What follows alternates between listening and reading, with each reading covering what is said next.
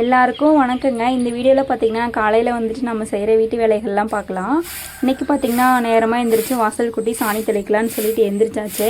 இப்போ வந்து தொடர்ந்து மழை பெஞ்சிட்டே இருக்கனால வாசலில் இருக்கிற எல்லா மண்ணுமே மழையை அடிச்சுட்டு போயிடும் போலங்க. இன்றைக்கி வந்துட்டு நல்லா சாணி கரைச்சி வாசலில் தெளிச்சு விடலாம் அப்படின்னு சொல்லிட்டு தான் எந்திரிச்சாச்சு. வாசல் முடிகிற இடத்துல தான் பார்த்திங்கன்னா ஆடு மாடு கட்டியிருப்போமா, அந்த மாடும் கண்ணுக்குட்டியும் கொண்டு போயிட்டு வேறு இடத்துல கட்டிட்டு கட்டுத்தரையும் கூட்டி அள்ளிடலாம் அப்படின்னு சொல்லிட்டு ரெண்டையுமே பிடிச்சிட்டு போய் கட்டிட்டேன். சாணி பார்த்திங்கன்னா எனக்கு தேவையான அளவு பார்த்திங்கன்னா ஒரு குண்டால் எடுத்து வச்சுட்டு மீதி சாணியெல்லாம் எடுத்து அள்ளி கொட்டிட்டு அந்த கட்டுத்தரையெல்லாம் பார்த்திங்கன்னா கூட்ட ஆரம்பிச்சிட்டேங்க.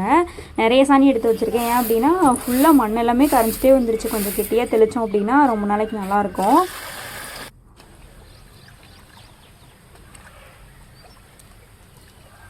நான் பார்த்திங்கன்னா டெய்லியெலாம் வாசல் தெளித்து கோலம்லாம் போடுறது இல்லைங்க. செவ்வாய்க்கிழமை, வெள்ளிக்கிழமை, இல்லைன்னா ஏதாவது விசேஷம், அமாவாசை இந்த மாதிரி நாளெலாம் பார்த்திங்கன்னா போடுவேன். அது முக்கியமாக பொங்கலுக்கு வந்துட்டு கோலம் போடுவேங்க.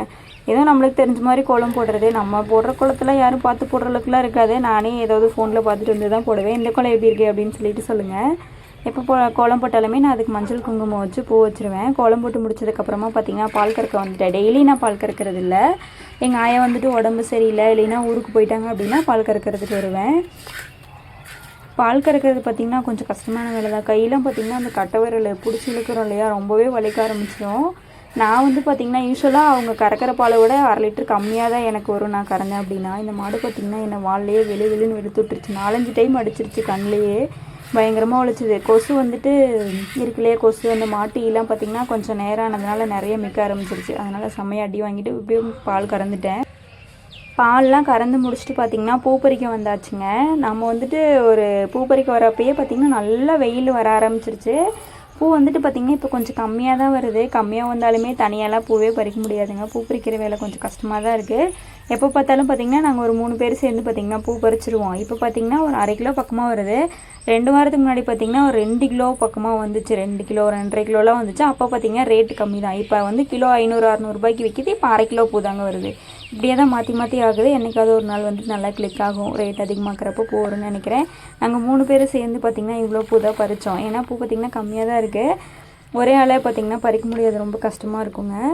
பறிச்சுட்டு பாருங்கள் 1/2 பக்கெட் வந்துட்டு கிடச்சிது. இதை கொண்டு போய் பார்த்திங்கன்னா வீட்டுக்கெலாம் போகல, இதை கொண்டு போய் நிலையில் வச்சுட்டு கீரை பறிக்க போகலாம் அப்படின்னு சொல்லிட்டு தான் போயிட்டுருக்கேன்.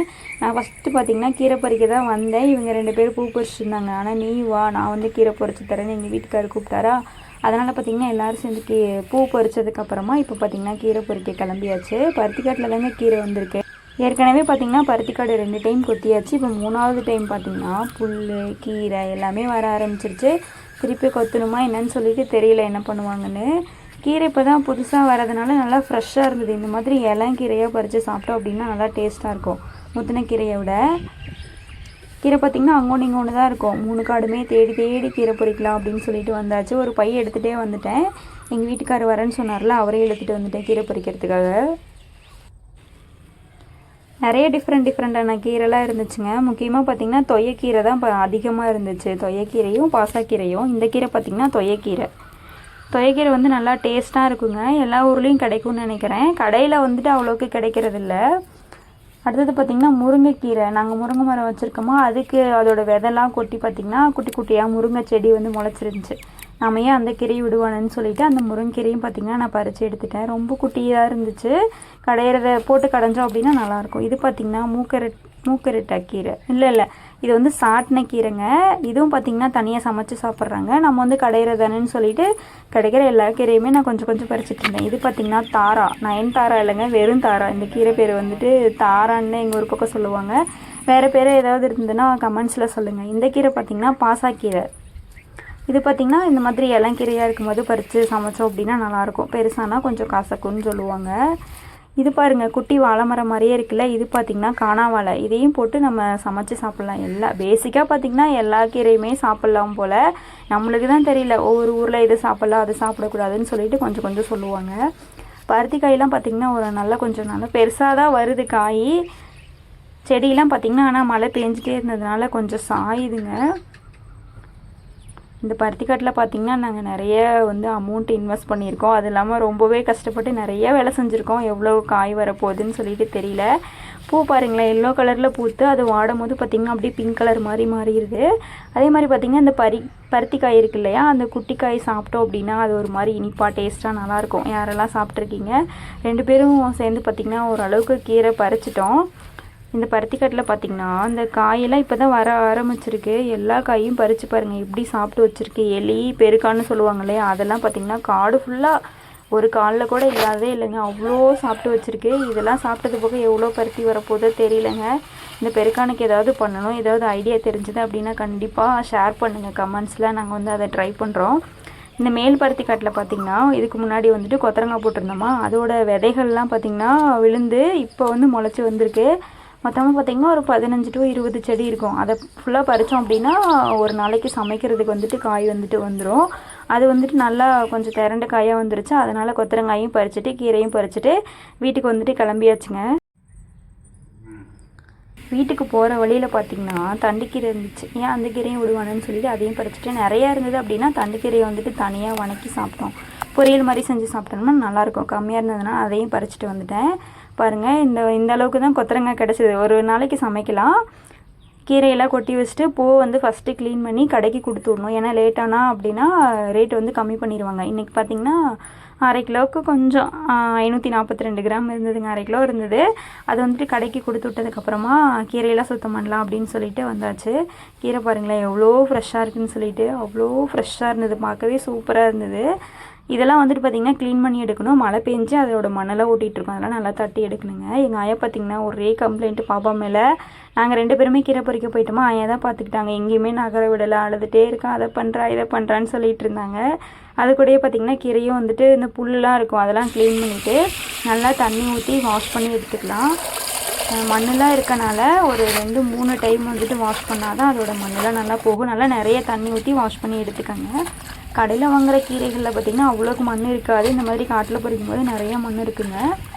நான் வந்து பார்த்திங்கன்னா ஒரு 3 டைம் அலசி நல்லா கீரையை வந்து எடுத்து வச்சுட்டு வந்தாச்சு. ஒரு அடுப்பில் பார்த்திங்கன்னா சாப்பாட்டுக்கு உழ வச்சாச்சு, இன்னொரு அடுப்பில் பார்த்திங்கன்னா கீரைக்கு உழ வச்சாச்சு. எப்பயுமே பார்த்திங்கன்னா தண்ணி கொதிச்சதுக்கப்புறம் கீரை போட்டோம் அப்படின்னா ஒரு 5 நிமிஷத்தில் பார்த்திங்கன்னா கீரை நல்லா வெந்து வந்துருங்க. ரொம்ப ஓவர் குக் பண்ணிட்டோம் அப்படின்னா கலரும் மாறி போயிடும், டேஸ்ட்டும் ஒரு மாதிரி நல்லா இருக்காது. அதனால் பார்த்திங்கன்னா தண்ணி கொதிச்சதுக்கப்புறமா கீரை போட்டுட்டு கொஞ்சம் அங்கே பக்கத்துலேயே இருங்க, கொஞ்சம் நேரத்துலேயே கீரை வெந்துடும். நல்லா கிண்டி விட்டுட்டு பார்த்திங்கன்னா ஒரு 5 நிமிஷம் கூட இல்லைங்க, நல்லா சூப்பராக வெந்துருச்சு. இளங்கீரைக்கும் அதிகம் நல்லா தண்ணி வடித்து எடுத்து வச்சாச்சுங்க. பாருங்கள் இந்த மாதிரி வெந்திருந்தால் போதும்.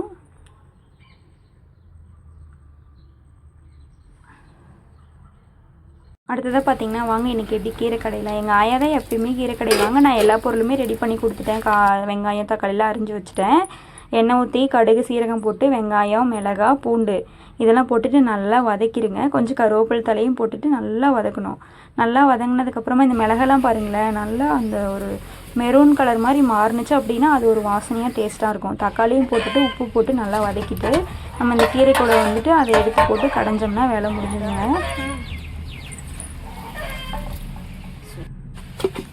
இந்த மற்ற பார்த்திங்கன்னா கை சுடக்கூடாதுன்னு சொல்லிட்டு இந்த காம்பு நீளமாக இவங்களே போட்டு வச்சுருக்காங்க. ரொம்ப நீளமாக இருக்குது இந்த காம்பு. கீரை பார்த்திங்கன்னா கடைய ஆரம்பிச்சிட்டாங்க, சீக்கிரமாகவே கடைஞ்சி வச்சுங்க. அதுக்கப்புறம் என்னங்க அடுத்ததாக வந்துட்டு சாப்பிட போகிறோம். இந்த சாப்பாடு பார்த்திங்கன்னா இந்த அரிசி எங்கள் காட்டிலே விளைஞ்சது, இந்த நெல் நம்ம காட்டிலே விளைஞ்ச கீரை, சூப்பரான காம்பினேஷனு, செம்ம டேஸ்ட்டாக இருந்தது. பச்சைக்கீரை சாப்பிட்றதுக்கு பார்த்திங்கன்னா எனக்கு ரொம்பவே பிடிக்கும். நம்ம காட்டில் ஏதோ ஒரு டைம் தாங்க கிடைக்கும். அப்போ வந்துட்டு கண்டிப்பாக நாங்கள் ஒரு வாரத்தில் 2-3 டைம் செஞ்சு சாப்பிட்டோமோ. இந்த வீடியோ பிடிச்சிருந்தா லைக் பண்ணுங்கள், நம்ம சேனல் அப்படியே ஃபாலோ